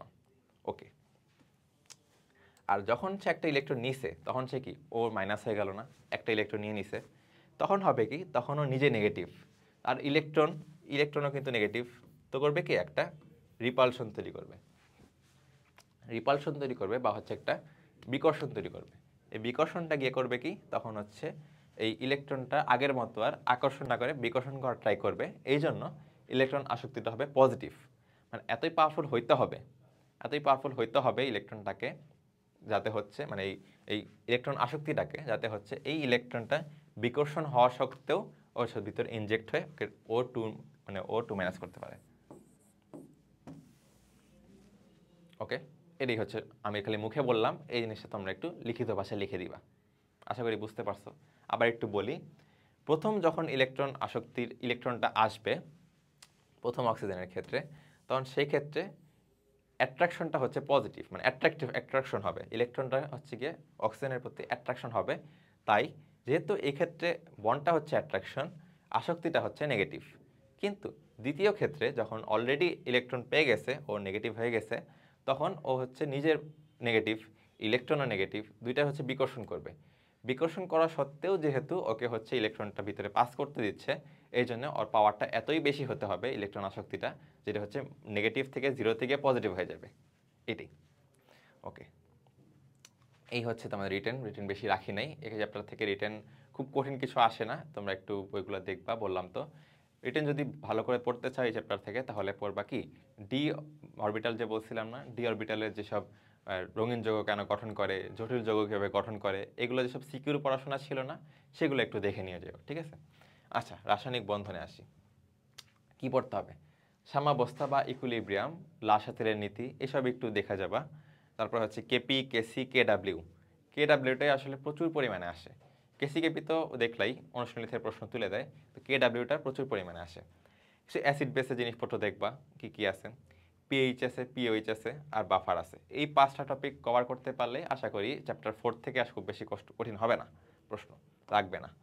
আচ্ছা, তো 100 ml 0.2 মোলার Na2CO3 জলীয় দ্রবণকে প্রশমিত করতে কত আয়তনের 0.4 মোলার HCl প্রয়োজন হয়? তো একটু ম্যাথে চলে আসলাম, তো ম্যাথটা একটু দেখি। সো আমরা এখানে দেখবো কি, দেখো আগে একটু বলে নেই আমাদের কি আছে। এখানে আমার ভি আছে, একটা এস আছে, একটা এম আছে, একটা ভি আছে, সরি এস আছে, এম আছে, আর হচ্ছে কোশ্চেনে চাইছে ভি। তো আমার আসলে এখানে চাইতেছে কি, এখানে আমাদের চ্যাপ্টার 4-এ যেসব ম্যাথ আছে সবগুলো কিন্তু মোস্টলি কমন ম্যাথ হচ্ছে V1S1 ইকুয়ালস টু V2S2, এটা দিয়ে করতে পারবা। তো আমার এখানে এম এর দরকার নেই, এম বাদ দিয়ে দিলাম। তো আমরা পরের ম্যাথটায় আসি এখন। V1S1 equals to V2S2। প্রশ্নে যেহেতু বলছে যে তোমার আয়তন কত, তো আয়তনের জন্য আমার V2 ধরে নিলাম, আমি হচ্ছে V2টা আমার বের করতে হবে। তো V2 মানে কি হবে, তাহলে এই এসটাকে আমি এই পাশে নিয়ে আসলাম, তাহলে কি হলো, তাহলে হলো হচ্ছে V2 equals to V1S1 by S2। ঠিক আছে, ক্লিয়ার? এ পর্যন্ত ক্লিয়ার? তো আমরা V1 আর S1 S2 সব কিছুর ভ্যালু আমার দেওয়াই আছে, একটু ভ্যালুটা দেখে নিই। তো আমাদের দেওয়া আছে V1 দেওয়া আছে 100 ml, S1 দেওয়া আছে 0.2 ml, আর S2 দেওয়া আছে আমার 0.4 মোলার। ঠিক আছে, তো এটা 100, এটা হচ্ছে 0.2, এটা হচ্ছে 0.4। দেখো তোমাদের ডিউতে সমস্যা হচ্ছে ক্যালকুলেটর নাই, ঠিক আছে? যারা ইঞ্জিনিয়ারিং অ্যাসপিরেন্ট তাদের জন্য এটা অনেকের হয়তো একটু সমস্যা হয়ে যায়, কিন্তু আশা করি খুব বেশি সমস্যা হবে না। এগুলো হচ্ছে একটু বেশি সহজ ম্যাথ, তোমরা হাতে হাতেই করতে পারবা। আর যারা মেডিকেলের পরীক্ষা দিয়েছে অলরেডি তাদের জন্য এটা সহজ হওয়ার কথা, কারণ তোমরা হাতে হাতেই ম্যাথ করে অভ্যস্ত। ঠিক আছে, তো 100 এর আমরা জানি, দেখো 0.2 আর 0.4 সুন্দর মতো কাটাকাটি করা যাবে, 2 2 4। তো এটা বাংলা একটু ইয়ে দিয়ে কাটি, দিলাম 1 আসলো, আর এখানে আছে 2 আছে। আবার এই 2কে আমি 100 থেকে ভাঙলাম, কাটা 50। তো আমার এখানে আনসার আসলো 50। কিন্তু ভাই একটু খেয়াল করতে হবে, এখন অ্যান্সার 50 কিন্তু অপশানে আছে, 50 অপশান প্রথমেই রাখছে, কিন্তু এটা অ্যান্সার হবে না। কেন হবে না? আবার একটু খেয়াল করব যে দ্রবণগুলো মানে কি, কম্পাউন্ড কি কি ছিল, Na2CO3 ছিল আর HCl ছিল। ঠিক আছে, Na2CO3 আর HCl দুইটা কি সেম পরিমাণ ভাঙে? তা তো ভাঙবে না। একটা HCl একটা Na2CO3 কে ভাঙতে পারবে, কিন্তু Na2CO3 এর ক্ষেত্রে তো দুইটা Na বের হবে, আরেকটা HCl তাহলে লাগবে। তাহলে দেখবা কি যে একটা আমরা বের করতেছি কি, আমরা বের করতেছি কিন্তু HCl, আমরা বের করতেছি HCl এরটা, আমরা HCl এর হিসাবটাই ডানে রাখবো। তো একটা Na কে ভাঙে, মানে একটা পুরা Na কে ভাঙতে লাগবে হচ্ছে দুইটা HCl, তাই না? তো আমরা করবো কি, এই যে 50 আমার ভ্যালুটা আসছে না, 50 ভ্যালুটাকে আমার হচ্ছে ডাবল করে দিতে হবে। কারণ কি, এই যে 50 ml টা ভাঙতেছে কতটা, 50টা ইয়াকে, মানে 50টা Na কে, কিন্তু আমার আছে কি Na2, তার মানে আমার 100টা Na আছে।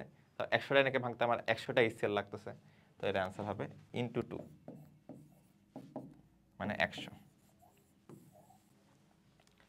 লাস্টে করবা কি, দেখবা কি যেটা চাইছে প্রশ্ন, যেটা চাইছে HCl, মানে যদি প্রশ্ন থাকতো Na2CO3 কতখানি লাগবে, তাহলে কিন্তু তুমি এটা হাফ করে দিতা। কেন? কারণ Na বেশি আছে, ডাবল আছে। যেহেতু HCl চাইছে, তুমি এটাকে দ্বিগুণ করতে হইতেছে, অ্যান্সার হবে 100 ml। ওকে, এরপর কোনটি ক্ষারীয় বাফার দ্রবণ? ক্ষারীয় বাফার দ্রবণ, আচ্ছা অপশনগুলো একটু চেক করে দেখি। যেগুলোতে বাফার আমরা কি বুঝি, OH থাকবে, ঠিক আছে, নর্মাল হিসাব।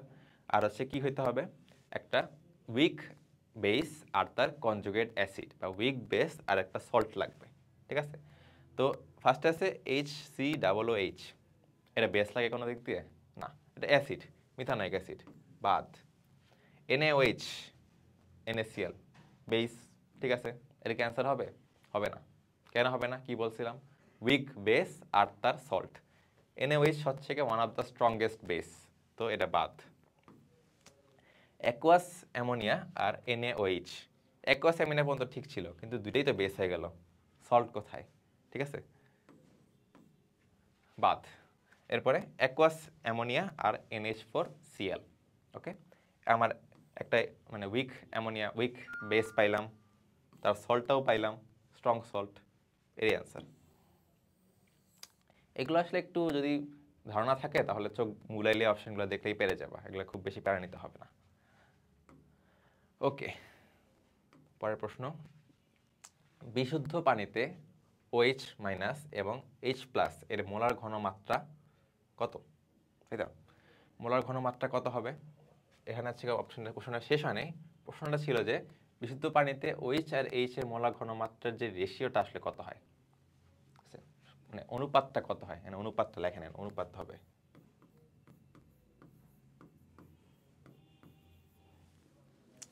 আমরা জানি বিশুদ্ধ পানির সংকেতটা কি? বিশুদ্ধ পানির ডিসোসিয়েশন হয় এভাবে, দুইটা H2O থেকে একটা H3O+ আর হচ্ছে একটা OH- আসে। যদি একটা H2 নর্মালি ভেঙে দেখাই তাহলে ধরো H+ আর O-, যেটা আমাদের চাইছে। তো আমাদের পানির পিএইচ হচ্ছে ইন জেনারেল 7 থাকে, তাই না?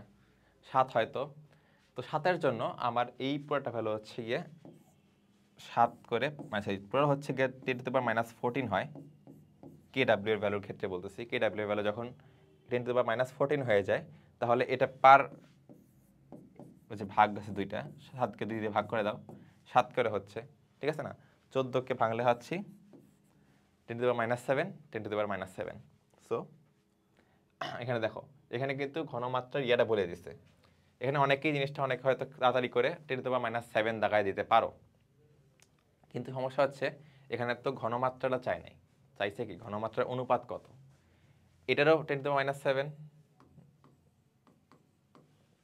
সরি এখানে দেখা যাচ্ছে না, 10⁻⁻7, এটারও 10⁻⁻7। উপর নিচে যেটাই উপরে দাও না কেন, যেটাই নিচে দাও না কেন, দিন শেষে তো এটা 1ই হবে, তাই না?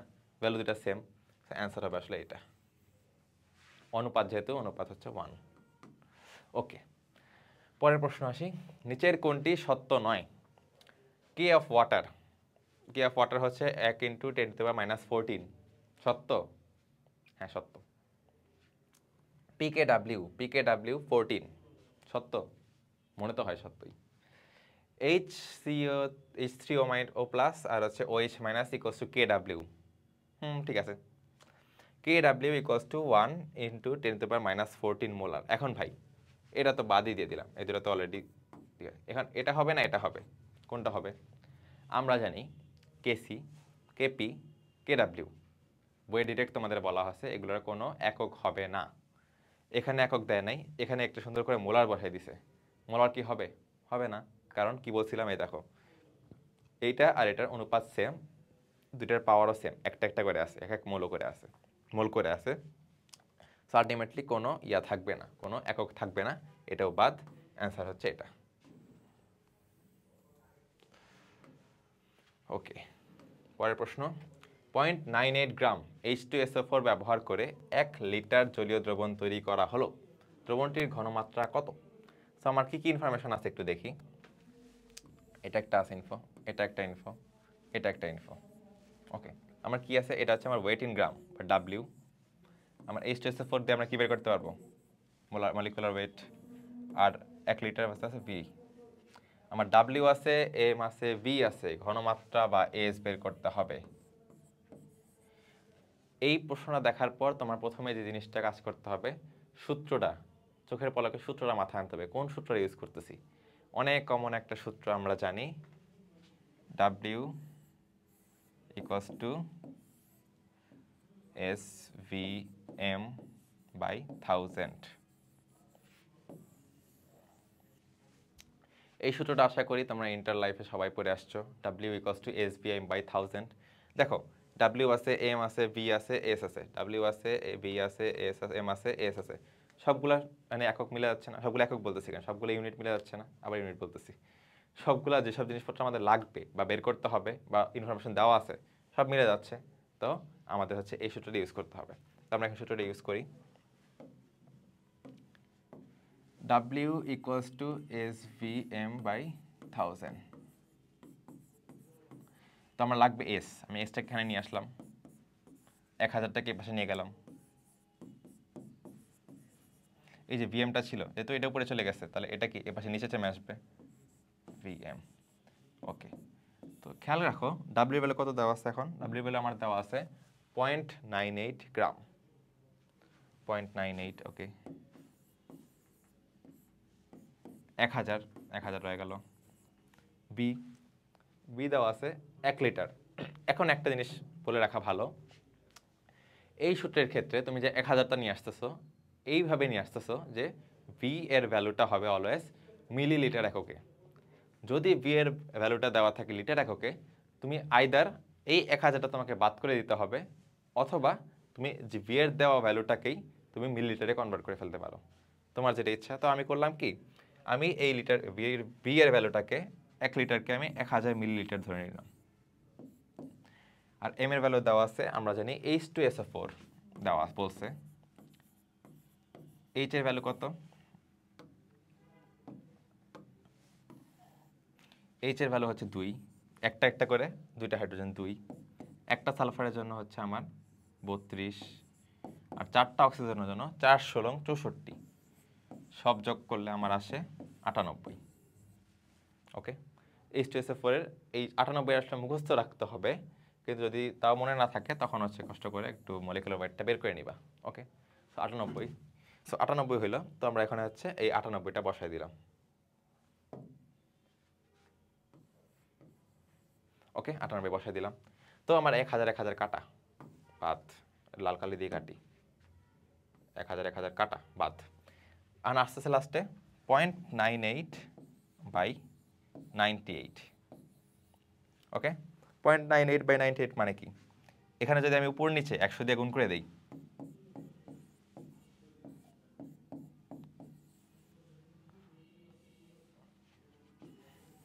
তাহলে সেক্ষেত্রে দেখো 0.98কে 100 দিয়ে গুণ করলে আমার এই যে পয়েন্টটা উঠে যাচ্ছে, 98 থাকতেছে।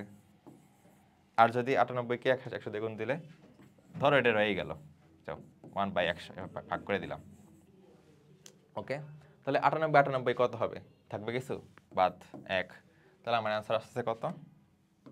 আলটিমেটলি 1/100। 1/100কে আমরা পয়েন্টে কি দিতে পারি? পয়েন্ট মানে একটা শূন্যর সমান, একটা শূন্য দিলাম, আরেকটা পয়েন্ট দিলাম, আরেকটা শূন্য গেল, আর একটা যে ছিল একটা এখানে বসাই দিলাম। আচ্ছা, হচ্ছে 0.01 বা 1/100, যেটা অ্যান্সার অপশানে আছে। তো অপশানে পয়েন্টে দিছে, তো পয়েন্টে 0.1 বলার হবে না, 0.1ও হবে না। এখানে 0.1 বড় এম আছে, ছোট এম আছে, কোনটা হবে? বড় এম। আমাদের অপশানে কোশ্চেনে কি চাইছে? ঘনমাত্রা। ঘনমাত্রার ইউনিট কি? মোলার। তো মোলার হবে হচ্ছে এইটা, কারণ ছোট হাতের এম দিয়ে আমরা বুঝি মিটার। মিটার তো এখানে অ্যান্সার না, চাইছে মোলার। তো আশা করি জিনিসটা বুঝতে পারছো। ওকে, পরের প্রশ্ন। 25 ডিগ্রি তাপমাত্রায় পানির পিএইচ ও পিওএইচ উভয় 7 হলে অধিক তাপমাত্রায় নিচের কোন সম্পর্কটি সঠিক? আমরা জানি, অলরেডি তোমাদের দেখানো হয়েছে যে হচ্ছে এইচ এইচ মানে দুইটা এইচটোকে ভাঙলে আসতেছে H3O+ আর হচ্ছে OH-।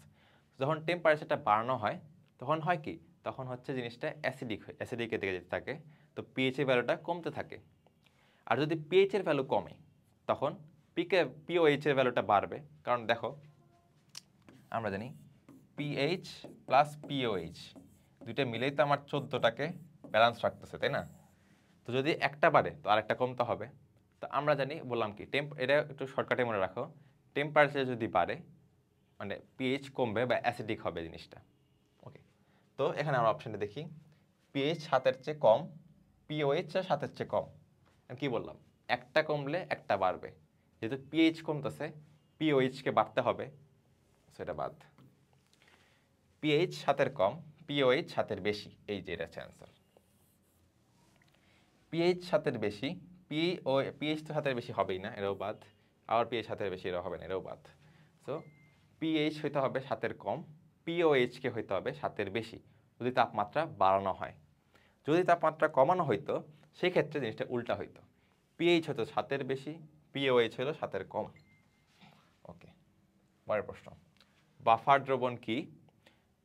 CH3COOH বা অ্যাসিটিক অ্যাসিড এবং CH3COONA সমমোলার দ্রবণ কিভাবে বাফার হিসাবে কাজ করে? এই দ্রবণের জন্য প্রযোজ্য হেন্ডারসন হ্যাসেলবার্গ সমীকরণটা লিখো। আচ্ছা, রিটেনে চলে আসলাম। তো ভেরি ভেরি ইম্পর্টেন্ট প্রশ্ন বাফার থেকে, বাফার দ্রবণটা কি এটা হচ্ছে কি একদম মাস্ট আসার প্রশ্ন, ধরে রাখো। বাফার দ্রবণ হচ্ছে এমন একটা দ্রবণ যেখানে তুমি যদি সামান্য পরিমাণ অ্যাসিড বা পিএইচ যোগ করা হয় তাহলে খুব বেশি পিএইচের হেরফের হবে না। সুন্দর ভাষায় তোমরা লিখে দিবা, ঠিক আছে। এখন পরের প্রশ্নে আসি। CH3COOH আর CH3COONA এর সমমোলার দ্রবণ কিভাবে বাফার হিসেবে কাজ করে? ওকে, সো এই যে CH3COOH এটা ভাঙে কিভাবে? এটা হচ্ছে ভাঙে এভাবে, CH3COO মাইনাস প্লাস H। কারণ কি, এটা হচ্ছে কি আমরা ডাবল সাইন কেন দিলাম, এটা মাস্ট খেয়াল রেখো যে CH3COONA যখন লিখবা তখন সেটা কিন্তু একটা সিঙ্গেল অ্যারো দিবা,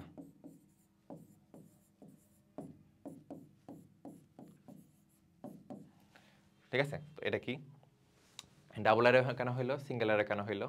ডাবল অ্যারো হইলো কারণ হচ্ছে এটা একটা স্বল্প দ্রবণীয় বা হচ্ছে পুরাপুরি দ্রবীভূত হইতে পারে না CH3COOH, কিন্তু CH3COONA হচ্ছে এই উইক অ্যাসিডের স্ট্রং সল্ট।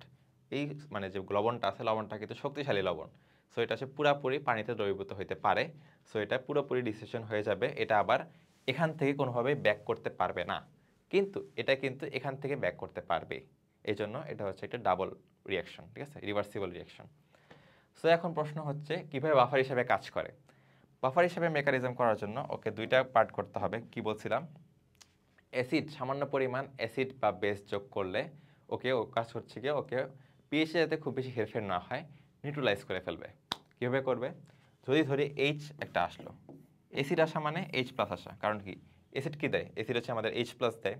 তো এইচ প্লাস যখন আসবে তখন হয় কি, এই যে CH3COOটা আছে এইটার কিন্তু CH3COOH থেকে যে CH3COO তৈরি হচ্ছে, এই আয়নটা যে আছে এখানে, যে আয়নটা আছে যেটাই হোক না কেন, সেটা করে কি, সেটা হচ্ছে এই এইচকে যোগ করে নেয়।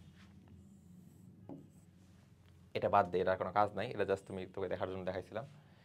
করে কি, এইটাকে যুক্ত করে আবার কি ফর্ম করে, আবার হচ্ছে সেম রিয়াকশনটা তৈরি করে। এটা কিন্তু মানে ভিতরে থাকেই অলরেডি, কিন্তু রিভার্সিবল রিয়াকশন হচ্ছে। ওই যে এইচ প্লাস একটা এক্সট্রা আসলো, অলরেডি একটা অ্যানায়ন আছে, অ্যানায়নের সাথে যুক্ত হয়ে ও আবার CH3COOH যোগ করলো, আবার এটা এখানে আসলো, এই জিনিসটা আবার এখানে আসলো, আবার এসে হচ্ছে গিয়ে এই কন্টিনিউ করে আবার ভেঙে ফেললো। কোনো কিন্তু ভুল হলো না, দেখো একটা এক্সট্রা এইচ প্লাস আসলো, এই যে এই CH3COO মাইনাস অ্যানায়নটা আছে তার সাথে যুক্ত হইলো, যুক্ত হয়ে আবার হচ্ছে CH3COOHটা যোগ তৈরি করলো, তৈরি করে এটা আবার হচ্ছে ভেঙে গেল, এটাতে আবার আগের মতো ভেঙে গেল, ভাঙতে থাকলো। তো কোনো কিছু কিন্তু এক্সট্রা কিছু আসতেছে না, এক্সট্রা যে আসলো ওটা কিন্তু আবার আগের মতো ইকুয়াল করে ফেললো, শেষ, ঝামেলা শেষ। কিন্তু যখন হচ্ছে আমাদের OH মাইনাস আসবে, যখন বেস হবে, আর তখন তো বললাম অ্যাসিডের কথা, অ্যাসিড আসলে H প্লাস আসবে, বেস আসলে কি হবে, OH মাইনাস আসবে। তো OH মাইনাস এটা আরও ইজি, এই যে একটা H প্লাস আছে না, এবার এটা না, ওকে, এবার হচ্ছে গিয়ে এই যে OH মাইনাসটা হচ্ছে H সাথে H প্লাস থেকে যুক্ত হয়, কি করবে, ওয়াটার ফর্ম করবে। তো ওয়াটার তো নিচে নিউট্রালাইজড, মানে নিউট্রাল একটা এলিমেন্ট, তো ওর বাড়লেই বা কি কমলেই বা কি কিছু যায় আসে না, ঠিক আছে। তো ওয়াটারটা এসে এই OH এর সাথে H2O ফর্ম করতেছে, তো এভাবে হচ্ছে বাফার হিসেবে কাজ করতেছে। সো বাফার দ্রবণ কি গেল, কিভাবে বাফার হিসেবে কাজ করতেছে সেটা গেল। এখন প্রশ্ন, হেন্ডারসন-হ্যাসেলবার্গ রিঅ্যাকশন, হেন্ডারসন-হ্যাসেলবার্গ সমীকরণ এই দ্রবণের জন্য। তো আমরা জানি হেন্ডারসন-হ্যাসেলবার্গ যে সমীকরণটা আছে সেটা হচ্ছে PH equals to PK, acid হলে অ্যাসিড বেস, আমরা আপাতত এ লিখতেছি কারণ হচ্ছে এটা acid, plus log of power of salt by acid. Salt কি, এক্ষেত্রে সল্টটা হচ্ছে CH3COONA আর বেস অ্যাসিডটা হচ্ছে CH3COOH। কিন্তু দেখো একটা জিনিস এখানে উল্লেখ করে দিছে, এটা হচ্ছে এভাবেই সমীকরণটা হবে, কিন্তু যদি বলে যে সমমোলার দ্রবণের ক্ষেত্রে বাফার হিসেবে কাজ করতেছে এটা, কিন্তু এই দ্রবণ, এই যে CH3COOH আর CH3COONA, এই যে বাফার দ্রবণটা আছে, এই বাফার দ্রবণটা কিন্তু নিজেই সমমোলার, ঠিক আছে। সমমোলার হওয়ার জন্য ওর যতখানি মানে কনসেন্ট্রেশন হবে সেম কনসেন্ট্রেশন ওর হবে। সো অ্যাট দ্য লাস্ট হচ্ছে এই যে লগের ভ্যালুটা কিন্তু এখানে 1 কাটাকাটি হয়ে যাচ্ছে, 0, এই পুরোটা বাদ হয়ে যাবে, 0 হয়ে বাদ হয়ে যাবে, লগ 1 এর ভ্যালু 0 বাদ, লগ 1 এর ভ্যালু 0 বাদ করে দিলে আমার থাকতেছে কত, পিএইচ ইকুয়ালস টু পিকেএ। সো তুমি আইদার পুরাটা লিখতে পারো অথবা এটা লিখতে পারো, দুইটাই কিন্তু সঠিক। ওকে, ঠিক আছে। পরে পানি বিয়োজনের ক্ষেত্রে স্ববিয়োজন ধ্রুবক কে ডি এবং আয়ন গুণফল কে ডাব্লিউ এর রাশিমালাটা লেখো। ওকে, আবার একটু লিখি এটা। পানি কি হয়, পানির দুইটা H2O কে ভাঙলে আমার আসে H3O প্লাস আর হচ্ছে OH মাইনাস, তাই না? এটা আমাদের ভাঙতেছিল। কেডি বলতে কি বোঝায়? কেডি হচ্ছে তোমার লিটারালি পুরাটা হিসাব করবা, জাস্ট আগের মতো উপরে কনসেন্ট্রেশন অফ প্রোডাক্ট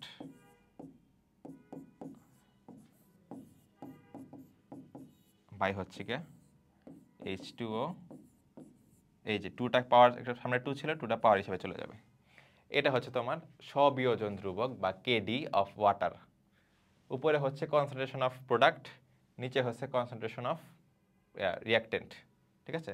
আর যে সামনে যে 2টা থাকবে কেসিকেপি নিয়ম অনুসারে 2টাকে উপরে পাওয়ার হিসেবে তুলে দিবা, যে 2 পাওয়ার হিসেবে উঠে গেল। এটা হচ্ছে তোমার কেডি। আর যদি বলে আয়ন গুণফল কেডাব্লিউ, কেডাব্লিউ হচ্ছে জাস্ট এইটুক, উপরের পার্টটা দেখতেছো, এই পার্টটাই হচ্ছে তোমার কেডাব্লিউ, ঠিক আছে? এসিকে constant rate of water, decision rate of water, whatever যেটাই বলো না কেন, এটাই কেডাব্লিউ। তো বলতে পারো যে একসাথে বলতে পারো K D equals to K W by H2O square. এটাও ঠিক আছে। যদি তোমাদের বলে যে হচ্ছে কে ডি আর কে ডাব্লিউ এর মধ্যে একটা রিলেশন তৈরি করো, একটা আন্তঃসম্পর্ক দেখাও, তখন জিনিসটা তুমি এভাবে নিয়ে এটা দেখাই দিবা যে K D equals to K W by K H2O square. Okay, পরের প্রশ্ন, কে ডাব্লিউ এর উপর তাপমাত্রার প্রভাব কি? আচ্ছা, আমি একটা আগের প্রশ্নটা দেখাই, যে ছিল যেটা 2H2O ভাঙলে কি হয়, H3O প্লাস আর OH মাইনাস। তো কে ডাব্লিউ কি বলছিলাম, কে ডাব্লিউ হচ্ছে জাস্ট এইটুক, এই পার্টটুক, H3O plus into OH minus. তো হয় কি, টেম্পারেচার যখন বাড়ে তখন হয় কি, তখন হচ্ছে এই যে প্রোডাক্টটা যেহেতু এটা রিভার্সিবল রিয়াকশন, দেখতেছো তুমি একটা রিভার্সিবল রিয়াকশন হওয়ার কারণে, আর এটা একটা তাপহারী বিক্রিয়া, তাপহারী বা হচ্ছে গিয়ে এন্ডোথার্মিক রিয়াকশন ইংলিশে যেটা বলে, তাপহারী বিক্রিয়া হওয়ার জন্য যখন তুমি তাপমাত্রাটা বাড়াবা তখন এই জিনিসটা, এই যে রিভার্সিবল রিয়াকশনটা ডানে শিফট করবে। ডানে শিফট করলে তুমি কি বুঝতেছো, ডানে শিফট করা মানে কি, ও H2ওটা বেশি প্রোডাকশন হচ্ছে, আর যদি বামে যদি টেম্পারেচার তুমি কমায় দাও তাহলে এই জিনিসটা বামে শিফট করবে। মানে কি বুঝতেছো, তাহলে তোমার প্রোডাক্টটা বেশি তৈরি হচ্ছে, তো তোমার দরকার হচ্ছে প্রোডাক্টটা বেশি তৈরি করা, তাই না? তাহলে তুমি কি করবা, টেম্পারেচার কমাবা যাতে হচ্ছে জিনিসটা বামে যায় আর বেশি প্রোডাক্ট তৈরি হয়। আর যদি টেম্পারেচার তুমি ভুলে বাড়ায় দাও তাহলে ডানে চলে যাবে আর রিঅ্যাক্ট্যান্ট বেশি তৈরি হওয়া শুরু হয়ে যাবে, ঠিক আছে? ওকে ওকে, লাস্ট চ্যাপ্টার, একদম আকাম্মা চ্যাপ্টার, যেখান থেকে আসলে প্রশ্ন আসে না, তাও তোমাদের জন্য 2-4টা এমসিকিউ রাখছি, জাস্ট একটু টান মেরে দেখাই দিয়ে যাবো, ঠিক আছে? ওকে, কি পড়বা, অনেক সহজ, প্রিজারভেটিভের নামগুলো একটু দেখবা, ভিনেগার থেকে একটু 2-1-4টা ইনফরমেশন দেখবা। প্রথম প্রশ্ন আসছে কি, দুধ থেকে ছানা তৈরির প্রক্রিয়া, যদিও তোমাদের এটা শর্ট সিলেবাসে নাই, তাও 22-23 ডিউতে আসছে, তাই একটু তুলে দেওয়া। এটা তোমাদের ডিরেক্ট অনুশীলনীর প্রশ্ন, তো অনুশীলনীর প্রশ্নটা বাদ দিও না, ঠিক আছে? দুধ থেকে ছানা তৈরির প্রক্রিয়া হচ্ছে কোয়াগুলেশন। কিভাবে হয়? জমাট বাঁধা। কোয়াগুলেশন মানে জমাট বাঁধা, দুধ জমাট বেঁধে ছানা তৈরি করে। কোনটা প্রিজারভেটিভ নয়, এগুলো আসলে ডিউর প্রশ্ন না, আমি ভুলে এখানে লেখা হয়েছে ডিউর প্রশ্ন, কিন্তু এগুলো ডিউর প্রশ্ন না, এগুলো বাকি এই একটা বাদে ডিউতে এখন আপাতত আর কোনো প্রশ্ন আসে নাই। বাকি সবগুলো যেগুলো দেখবা সবগুলো হচ্ছে গিয়ে জেইউর প্রশ্ন বা জাহাঙ্গীরনগরের প্রশ্ন, তাও যেহেতু একটা বেশি ফাঁকা ফাঁকা লাগতেছিল তাই একটু দিয়ে দিলাম, ঠিক আছে? কোনটা প্রিজারভেটিভ নয়? প্রিজারভেটিভ নয় হচ্ছে মিথানল। কেন মিথানল? কারণ হচ্ছে মিথানল হচ্ছে সার্টিফাইড না, কিন্তু মিথানল থেকে যে ফর্মালডিহাইডের ফর্মালিন তৈরি করে সেটা কিন্তু প্রিজারভেটিভ হিসেবে সার্টিফাইড না। প্রিজারভেটিভ হিসেবে ব্যবহৃত হয় কি? CH3CH acetic acid, very good example of preservative. BHA BHT, এটাও কিন্তু প্রিজারভেটিভ। CH3OH, এই যে মিথানল, কিছু আগে দেখলাম মিথানল কিন্তু প্রিজারভেটিভ না, তাহলে কি 1 আর 2 হবে? 1 আর 2 হচ্ছে আনসার। খাদ্যের পচন ঘটার উপযোগী অবস্থা, খাদ্যে কখন পচন ঘটে দেখো, খাদ্যে পানি থাকলে কিন্তু খাবার পচে যায়। ছত্রাক জন্মালে তো অবশ্যই পচা ভাই। টেম্পারেচার 45 ডিগ্রির বেশি থাকা, কোনো কিছু টেম্পারেচার যদি 45 ডিগ্রি বেশি থাকে সে তো ওখানে পুরো ইকুয়াল পাবে না, সেটা হোক সেটা তোমার মানুষ হোক, সেটা ছত্রাক বা ব্যাকটেরিয়া যাই বলো না কেন, ঠিক আছে? তো ব্যাকটেরিয়ার ক্ষেত্রেও 45 ডিগ্রি বেশি টেম্পারেচার খুব বেশি ব্যাকটেরিয়া বাঁচতে পারে না, সো সেই ক্ষেত্রে পচন ঘটার সম্ভাবনা কম। তো অপশন হবে 1 আর 2। টেম্পারেচার যদি বলতো যে কম থাকলে তাহলে অ্যান্সারটা হইতো। আচ্ছা, তো তো আজকে এই পর্যন্তই, ঠিক আছে? তো আমাদের পড়াশোনা করাইলাম অনেকক্ষণ, থ্যাংক ইউ। যারা যারা ভিডিওটা দেখছো পুরাটা ধন্যবাদ। তোমাদের যদি চেষ্টা করবো এই ভিডিওটা হচ্ছে কি সিকিউ আর এমসিকিউটা আলাদা করে দেওয়ার জন্য, যদিও খুব বেশি করাই নেই, বাট সেকেন্ড চ্যাপ্টার আর ফোর্থ চ্যাপ্টারে কিছু কিছু সিকিউ বেশি দেখানো লাগছে, থার্ড চ্যাপ্টারের সিকিউগুলো খুব বেশি দেখানো হয় নাই। ওগুলো একটু তোমরা দেখে নিবা। কী কী দেখবা বলছিলাম? জটিলায়ন দেখবা, রং কীভাবে করে এটা দেখবা, মানে ডি অরবিটালে যেসব ফাংশন আছে, ট্রানজিশনাল এলিমেন্ট হওয়ার যে ফাংশনগুলো আছে অবস্থান্তর মৌলর, সেগুলো একটু দেখবা। আর আচ্ছা, আপাতত আমি যা পড়াইছি সেখান থেকে মূলত এই ভিডিও করার মেন উদ্দেশ্যটাই ছিল হচ্ছে কোন চ্যাপ্টারে কোন কোন টপিক থেকে প্রশ্ন আসে। যে ফার্স্টেই চ্যাপ্টারের নামের পর যে অ্যানালাইসিস পার্টটা দিছি, ওইটাই হচ্ছে মেনে আসলে খেয়াল রাখবা আমি যেগুলো বলছি, তো ওগুলো মিস করো না। আর আশা করি ইনশাল্লাহ ভালো একটা পরীক্ষা দিবা, বেশি দিনের পরীক্ষা নাই। দোয়া করতেছি তোমাদের জন্য, আমার জন্য দোয়া করবা। আল্লাহ হাফেজ, আসসালামু আলাইকুম।